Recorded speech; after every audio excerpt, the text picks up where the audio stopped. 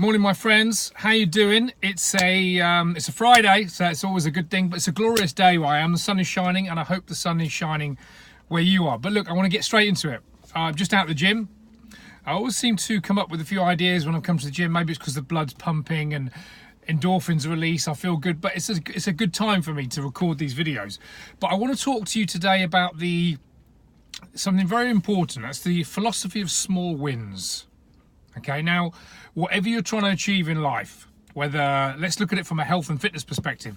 If you're trying to lose weight, if you're trying to get better at a sport, if you're trying to increase your flexibility, the philosophy of small wins will work, but this applies to every single area of your life. If you're trying to build business, you're trying to make more money, trying to become a better parent, a better mother, better parent, better mother, better father, better anything. The philosophy of small wins will always work. And what this is really starting where you are and starting small. Now, a lot of people, if we relate this back to losing weight, let's say someone's got 20, 30, 40 pounds to lose, sometimes a lot more. They expect results overnight, and it's almost a massive mountain to climb. You're here and you want to get to there, and it's daunting, it's demotivating, realizing you've got so far to travel. So what a lot of people do is they tend to avoid doing the simple things. But by doing one simple thing every day, working towards your goal, can lead to massive success over time. I'll give you an example. If someone wants to lose 20, 30 pounds, we know that they obviously should exercise and they should eat more food. Okay? So you need to break that task down. Now, I go to the gym every single day, but I've been exercising, since I was 10, on a regular basis, since I was 15, 4 or 5 times a week, and in the last couple of years, every single day, because I just like to get some type of movement in. It's good for me. It helps me with my mindset. It helps with my body. So a lot of people that aren't exercising, doing 7 days a week is going to be too much. But every single person, if they're going from sitting on the couch doing nothing, I'm not calling you lazy, but if you're not doing anything, we know you need to get moving because of all the benefits of that. The thought of doing something 7 days a week is so daunting, they don't do anything. But you can walk around the block. That's a small win. Okay? When it comes to reducing body fat, we know you need to reduce your calories. So eating 4 really healthy, well thought out meals is very daunting, but you can change your breakfast. That's what I like to do with my clients. I say, well, can we swap what you're eating at the moment? And let's use a bad example. Let's say someone is eating cornflakes with a glass of orange juice and a couple of slices of toast with jam. Carbs, carbs, carbs. Carbs aren't necessarily bad, but in the morning, all carbs and no fat and protein, probably not a wise idea for most people. Can we introduce some protein into that? Could we swap that carb heavy breakfast and have 3 eggs in the morning with some avocado? Is that possible? Most people say yes. Can we reduce your drinking from 30 units a week to 15 units? Most people say yes. Now, fairly innocuous things, but over time they all add up. If someone starts moving 3 times a week, massive tick, small win. If someone changes their crappy breakfast to a high protein fat breakfast, small win. Someone starts going to bed earlier, small win. Someone starts drinking 2 or 3 litres of water a day, small win. Now, on their own, they don't do much. But small wins lead to massive results over time. And I've said this time and time again. Getting results in anything, whether you're trying to burn body fat, whether you're trying to make more money, trying to build your company, anything you're trying to achieve, it's the small, boring, mundane, unsexy things that get people results. All the time I'm working with clients, and obviously my specialty is weight loss. I'm bloody brilliant at helping people lose weight. I really am. I know exactly what I'm doing. I'm crap at a lot of things, but I'm really good at this.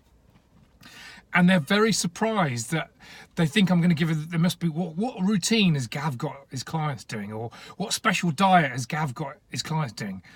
And when I send my coaching modules to people, when they come on my coaching calls, they're almost shocked. They're like, is that all it is?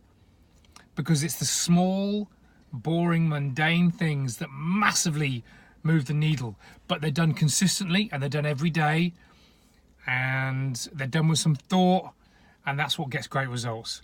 So the philosophy of small wins is really summed up great in a book, one of my favorite books, called The Slight Edge.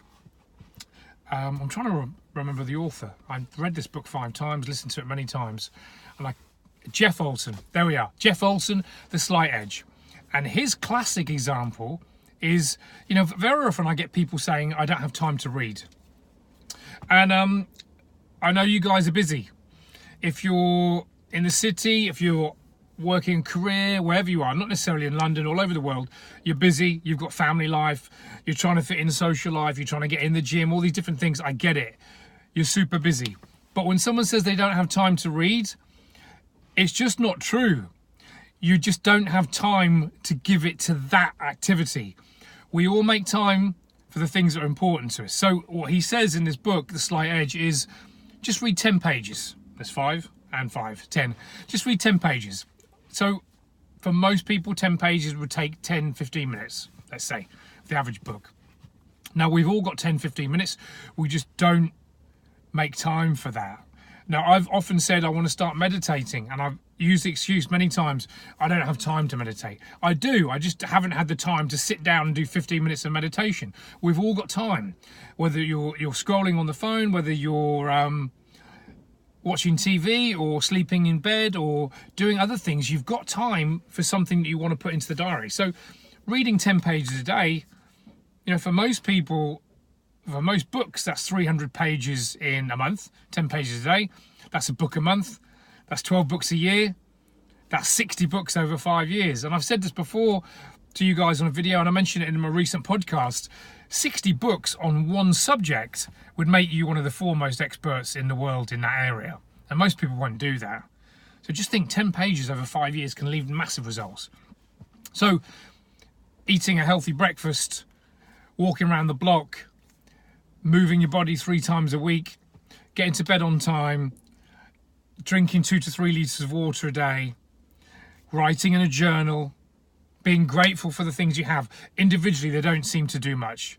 Writing 10 pages, I've said about reading. Now, I'll use this as me as an example. Some of you guys, if you've seen my videos, you know I've just released my book, The GHG Method. I'm not here to promote that, but if you want to go and buy it, go to theghgmethod.com. That aside, it was hard writing that book, not because of the stuff I wanted to write, to actually sit down and write it.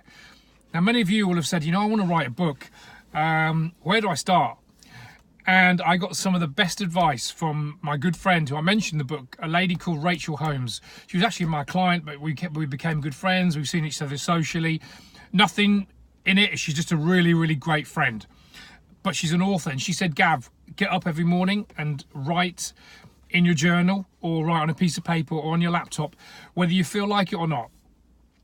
If you're going to wait for motivation, it's not going to happen, because some days you feel motivated, other days you don't. So if you get up and say, I'm going to write, or I'm going to read, or I'm going to exercise, whether I don't. I use this when I go to the gym. Some days I get up and I think, oh, I don't want to go to the gym. But it's in my diary to go to the gym. When I was writing the book, there was many times, oh God, I just need to write 1,000 words today. That was always my goal. And sometimes I only wrote 100 words. But every single day I'd get up and say, you know what? I'm going to put pen to paper, or rather finger to keyboard, as it was in my case. So look, how about just doing the things that you don't want to do regardless?